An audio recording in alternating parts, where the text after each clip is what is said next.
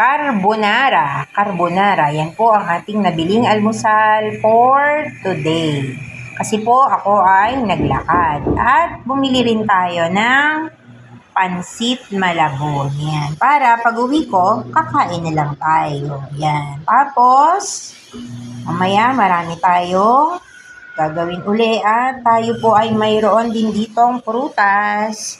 Ito po ang pakwan. Yan, pakwan. Ito po ay binuksan kanina bago ko bayaran. Sabi po, tingnan ko daw kung matamis. Pagka daw hindi matamis ay libre or bibigyan niya ulit ako ng isa. Pero syempre, ayan, matamis naman siya.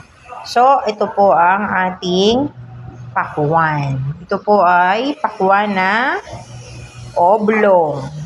Yan ang uso ngayon. Pakwan na oblong. Kain po tayo guys ng ating almusal.